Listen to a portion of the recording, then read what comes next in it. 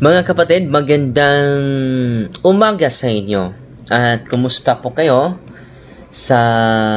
Nasa mabuting kalagayan tayong lahat, mga kapatid.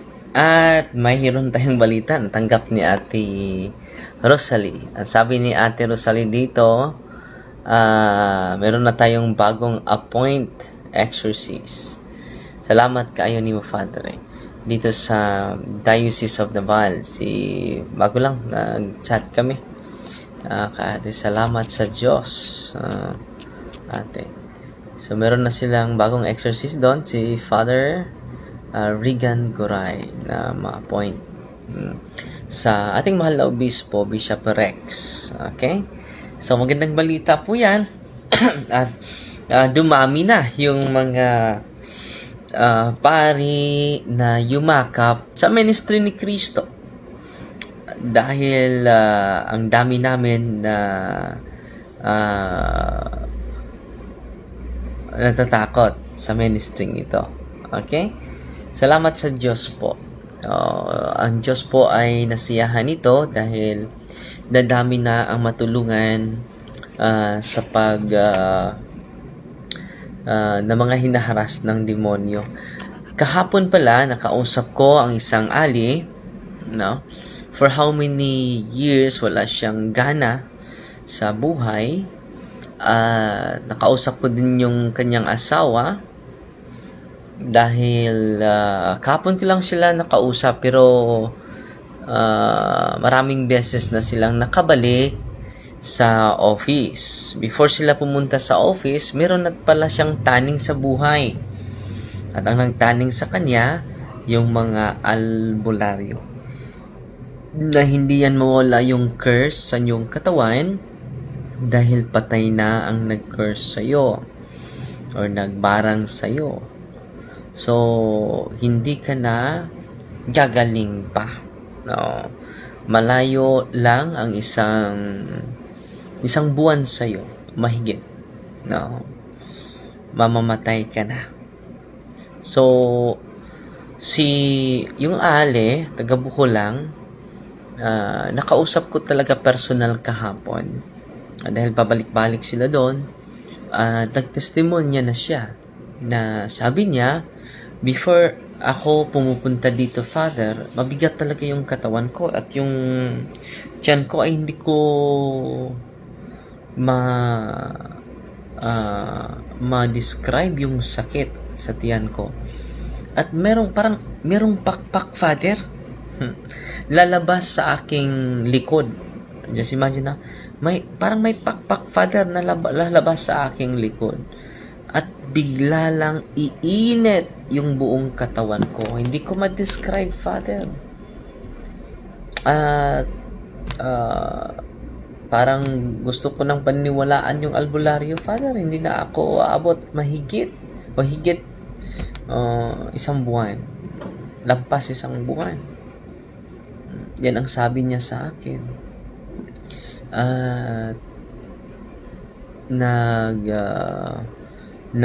Niwang na siya. Tagalog na niwang. Napayat na siya. Payat na siya. Grabe yung pagkapayat niya. Doble yung pagkapayat niya, mga kapatid. Sa series of reception of the Holy Eucharist, sa series of reception of the sacrament of healing, confession, and renting, and then the supplementary prayer, the deliverance prayer, mga kapatid. Ngayon, mga kapatid, sabi niya, grabe yung improvement sa katawan ko, Father. Hindi na ako payat ngayon. Ang lakas ko nang kumain, Father. Praise the Lord. At hindi na mabigat yung katawan ko. Naninigas din yung katawan niya. Hindi na din naninigas. Sabi niya sa akin, salamat sa Diyos, Father. Salamat kay Kristo, Father. Dahil sa binigay niya ang simbahan, sa pamagitan ng kanyang sakramento, sa pamagitan ng kanyang mga pari, yung karamdaman ko, Father, ay grabe yung improvement. Gumagaling na ako ngayon, Father. So, yan ang sharing niya kahapon.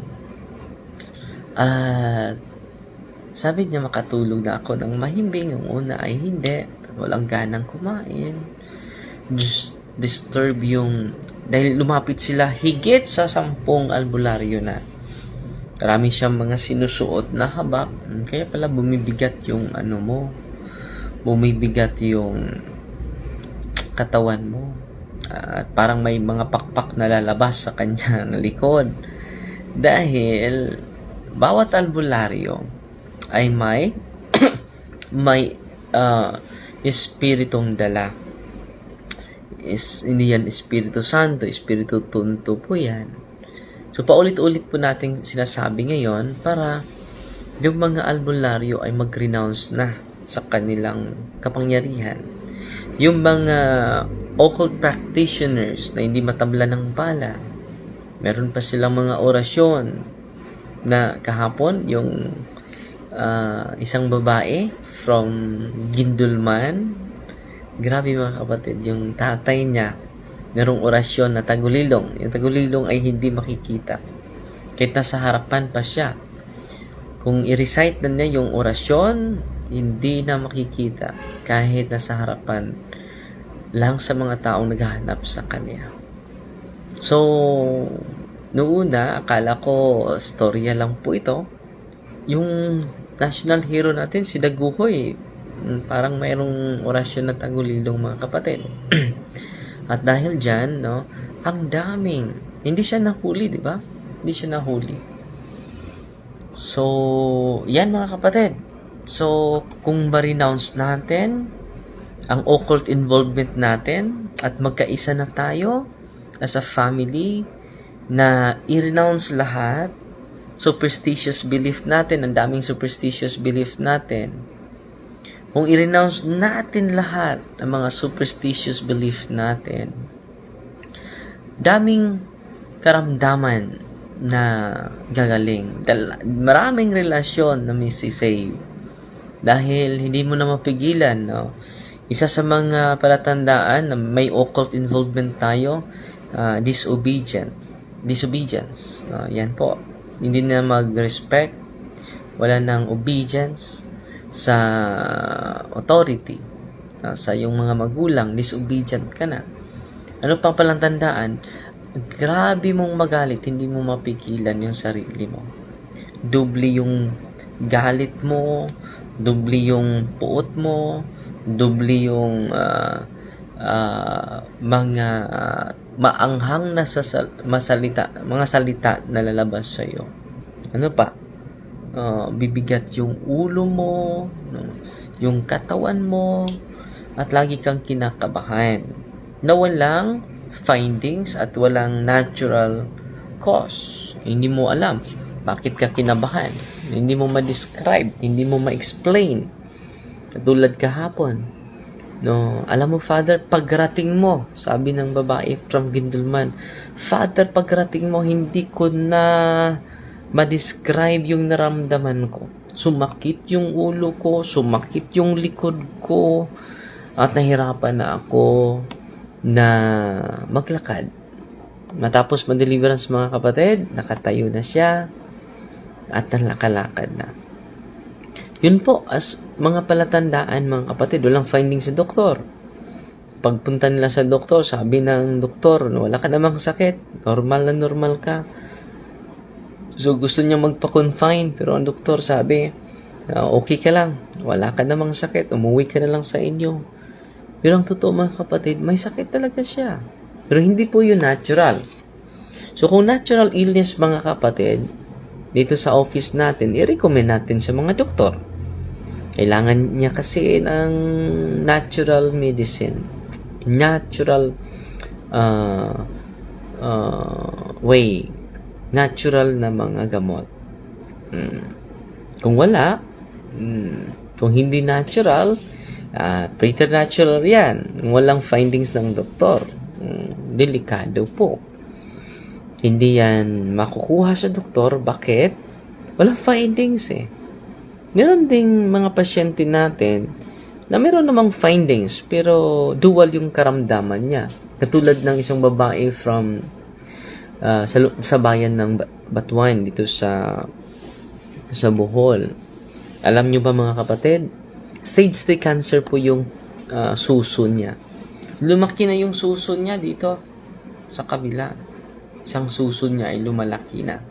At maraming nana na lumabas sa kanyang suso.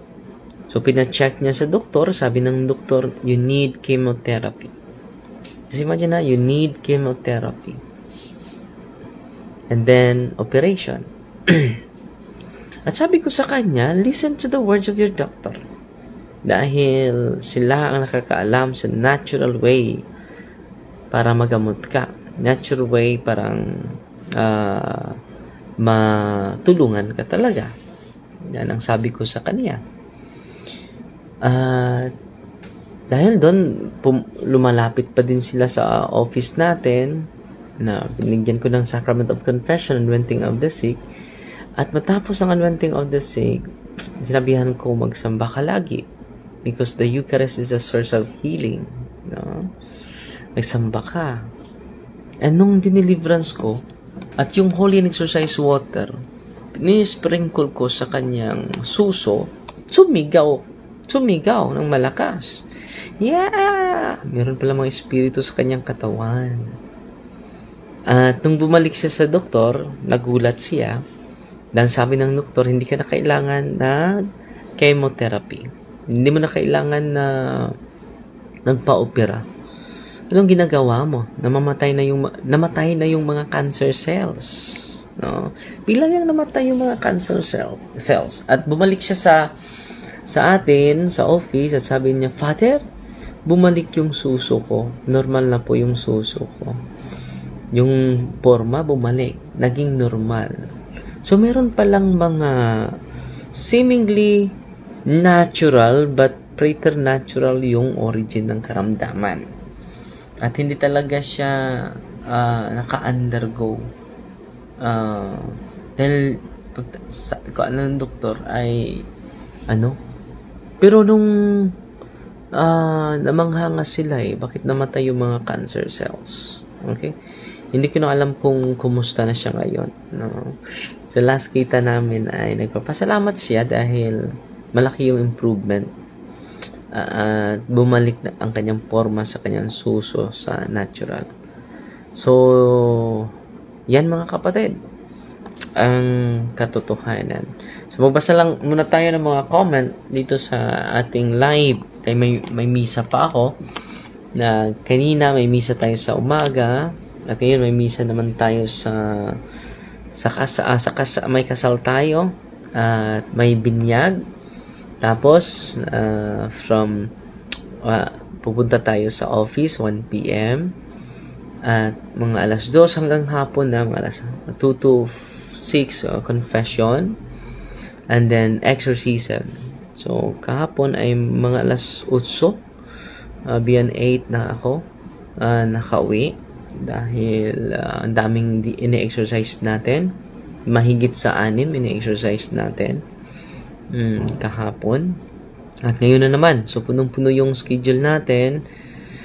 So, salamat sa Diyos na buhay tayo ngayon at malakas. Gamitin natin itong lakas natin sa pagsilbi sa bayan ng Diyos at sa magsiwalat sa katotohanan, mga kapatid. At sa pamagitan ng katikisim natin dito sa social media, dadami pa ang babalik sa katotohanan at yakap sa katotohanan na tinuturo ng ating simbahan. Kuya Katoliko Pats, good morning kaayo. Good morning, ako bayaw mag-deliverance mi sa balay. Infested ba ang balay? So, possibly infested ang bahay at then may occult involvement yung possibly oppression yung brother-in-law mo. Pero patuloy lang na mag-deliverance sa bahay. Kinakailangan po yan. At pwede din i-deliverance yung family circle. Yung tatay ng brother-in-law mo, pwede siya makadeliverance at turuan mo yung spiritual preparation po. Si Maria Teresa Tabares, hi po, watching from Calatrava, Negros Occidental. Salamat, Sister Maria Teresa. Rosa Yikik, Kalipis, good morning, Father. Watching from Cagayan de Oro. James Idak, good morning, Padre. Nice, have a nice day. Good morning, bro. At si John Juna, good morning, Father. Shout out from One Safety, Davao City. One Safety po. Patuloy tayo dahil dumadami na talaga araw-araw ang naliwanagan sa mga issue naka-divide sa CFD in general. Rebecca Bayer, Father Darwin, excited po kami sa pagpunta mo sa Negros Oriental. Wala pa akong schedule doon. At si Ate August, you're right, mayong buntag dre. At si Romero Re Roma, watching from Kubi, Japan. Si Yunora Albios Pastor, good morning, Father. How to avail the sacramentals tray? Bumili ka ng olive oil, rock salt, tubig, and then bili ka sa aklat ni Father Sikea. Ito. At sa huling page nito may blessing of sacramentals. Lapit ka sa pari mo na close sa'yo para ma-bless yung sacramentals mo. All priests can bless, even deacon with the permission of the parish priest. Si Ate Delia Dano nanonood sa atin. Si Lida Lapay. Good morning, Father. Watching from Hong Kong. Ang daming mga nakasubaybay natin sa Hong Kong. Ten Wong, morning, Father. Ask ko lang po, saan po ba address sa Turil? So, hindi ko po din alam saan sa Turil. Pero, ipopost natin yan. Huwag kayong mag-alala. Ipopost natin sa bago ang pagpunta natin. So, ang schedule natin this August is August 28 to Toledo City. So, sa Mega Dome. So, first time ko po yan. So, yan po ang pinaka-social na venue, no? Gumagastos sila, hindi po ako. 68,000, no? Ang gastos nila. Dahil Mega Dome, fully air-conditioned sa Toledo City. So, grabe yung mga tao, no? Uhaw na uhaw talaga sa katotohanan. Di bali gagastos sila ng malaki for the sake of truth. Pero hindi po yan para sa akin, no? Para po yan sa venue. So, sinabi nila, Father, magkano yung stipend mo, Father? No? Sabi ko naman sa kanila, bigyan mo lang pamasahe back and forth. At yung mga pare na magpalit sa akin, kayo na ang magbigay ng base sa dahil mawala ako sa parokya ko, na bahala magbigay ng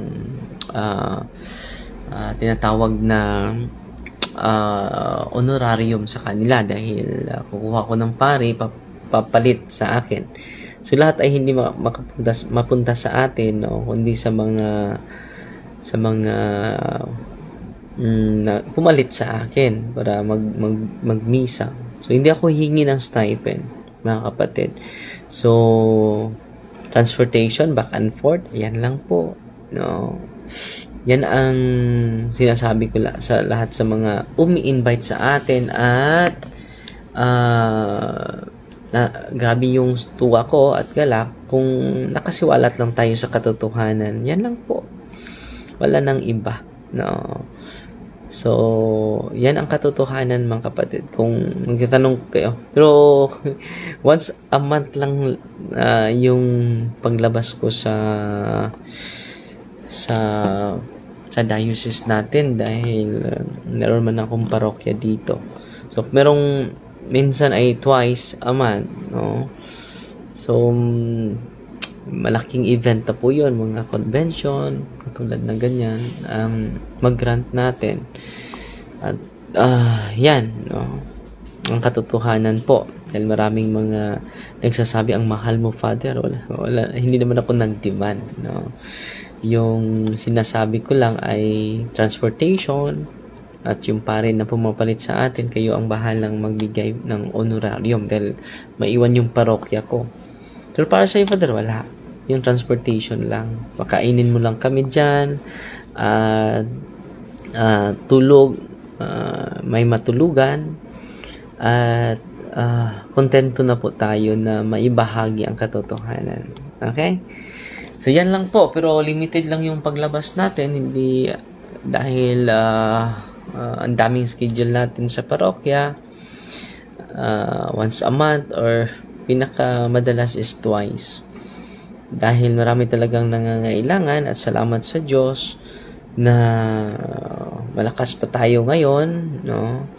At meron ding nag-accuse sa atin na yung GCash mo, Father, no? Mukhang pera ka, Father, ha? Bakit may GCash yung live mo? Para sa mga hindi nakaalam, mga kapatid, ginagamit natin yan sa evangelization.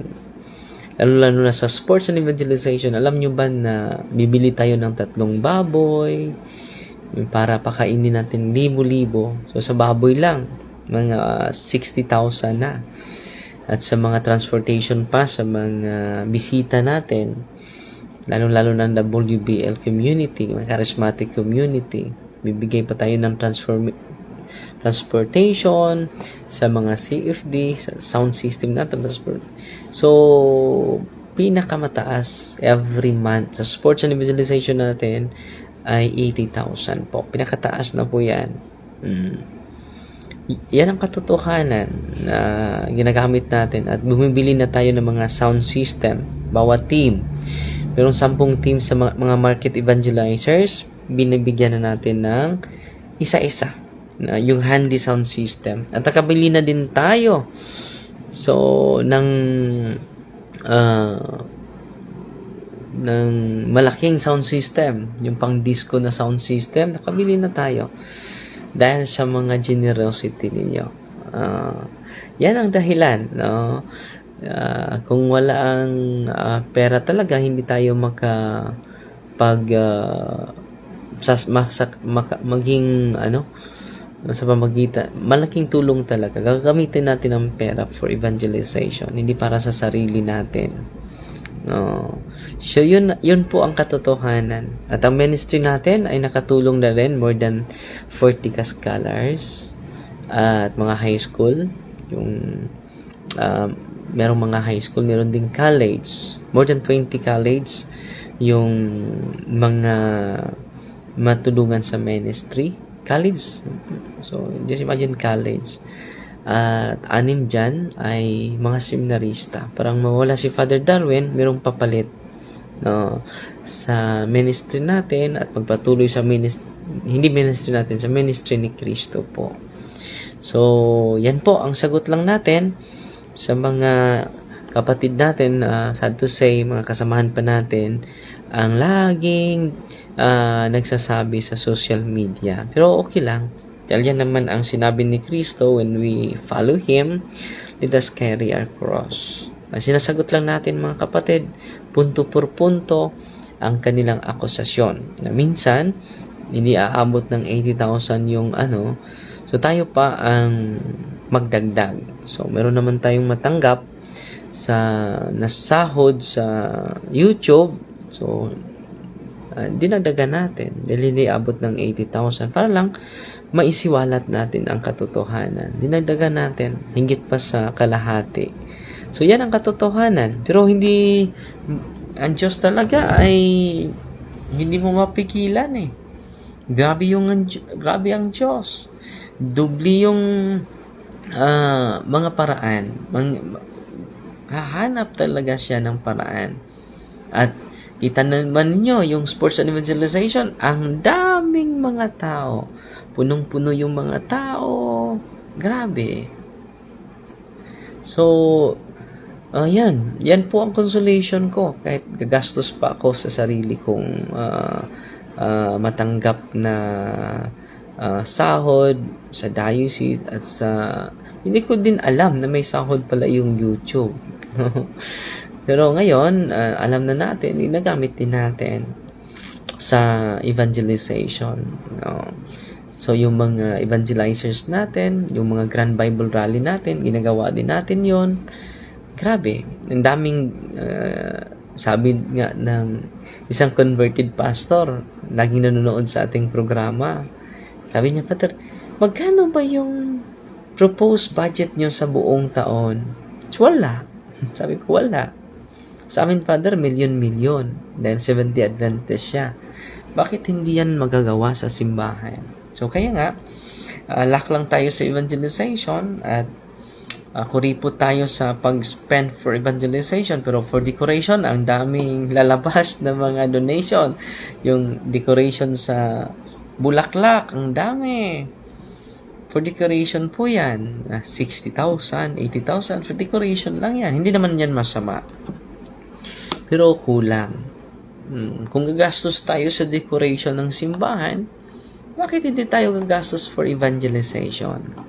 So, kaya nga, yung lahat ng mga sinishare ng mga supporters natin, sa punto por punto, ginagamit talaga natin sa wasto, mga kapatid. Okay? So, Fight Team Maria, tatak sa FD with a humble heart. Sinagot lang, uy, ang daming nagpadala ng stars. Salamat po. Mabot ng 710. Salamat po sa inyong lahat. At sa live natin, nanonood ngayon, 236 live viewers natin. So, Fighty Maria, tatak safety with a humble heart. Oh, si Kenneth, yung presidente natin. Kenneth Joseph Abuyabor, good morning, Father. Totoo ba yung sinasabi ni Padre sa mga gastos for evangelization at lalo na sa CFD? Yes, Bro Kenneth, ating presidente. Totoo po yung sinasabi, no? Nag-affirm yung presidente natin. So sama tayo. Oy, mag-prepare ka na, bro Kaloy, bro Kenneth, sa ating conference this coming Monday sa Sugbo. So yun ang conference natin, exclusive lang, walang makapasok. So walang makapasok. Saan? Hindi ko sasabihin. Baka maraming pupunta doon. So, yun lang sa muna mga kapatid. At Fight Team Maria, the Taxi FD with a humble heart.